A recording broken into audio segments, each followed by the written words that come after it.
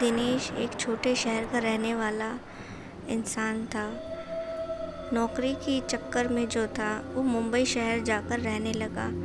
अब यहाँ पर वो जिस घर में रह रहा था वो उसके काम से काफ़ी ज़्यादा दूर था। तो उसने फिर जहाँ पर वो काम करता था वहीं आसपास एक घर रेंट पर ले लिया। तो पहला ही दिन था उसका उस घर के अंदर। अपना सामान वगैरह वो वहाँ पर शिफ्ट कर चुका था। तो मकान मालिक जो था उसने दिनेश से कहा कि कुछ भी हो जाए लेकिन रात 12 बजे के बाद घर का दरवाज़ा मत खोलना, चाहे जो हो, ध्यान रहे मेरी बात। दिनेश ने कहा, अरे आप चिंता मत कीजिए, मैं तो बहुत थका हुआ आता हूँ। एक बार खा पी कर सो गया तो फिर मुझे तो सुबह में ही आँख खुलती है। इसके बाद जो था मकान मालिक वहाँ से चला गया और दिनेश जो था अपने देर रात जो था खाना बनाकर खाकर सो गया। अब जब वो सोया तो काफ़ी थका हुआ था, तो इस वजह से उसकी जो नींद थी वो सुबह में ही खुली और फिर सुबह में वो अपने ऑफिस चला गया। तो वहाँ पर जाकर उसने अपने दोस्त को ये सारी बात बताई जो कि उसके मकान मालिक ने कही थी। इस पर उसके दोस्त ने कहा, अच्छा ऐसी बात है, फिर तो तुम्हें रात 12 बजे ज़रूर वो करना चाहिए जो तुम्हारे मकान मालिक ने मना किया है। तो यहाँ पर दिनेश जो था वो बोला, अरे तू पागल है क्या, जो मतलब उसने मना किया है मैं वही करूँ, दिमाग ख़राब है तेरा। तो इस पर उसके दोस्त ने कहा, अरे हाँ यार, पता तो चलना चाहिए आखिर उसने ये सब क्यों मना किया।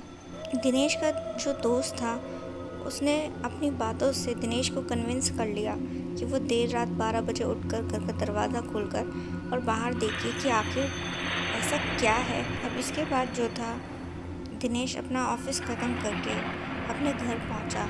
तो खाना खाकर जो था वो रात 10 बजे तक सो गया।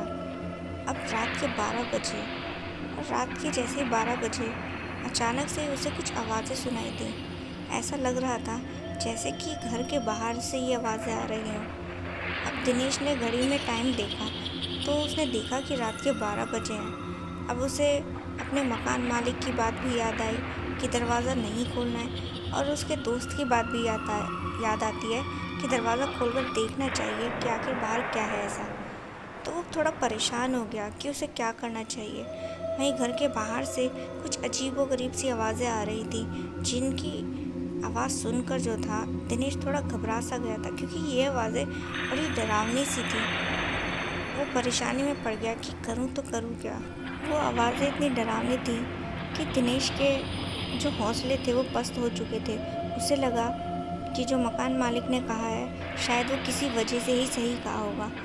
तो वो जो था वो वापस से सोने लगा। तो तभी जो है उसने बाहर से आवाज़ सुनी। ये आवाज़ जो थी उसके दोस्त की थी।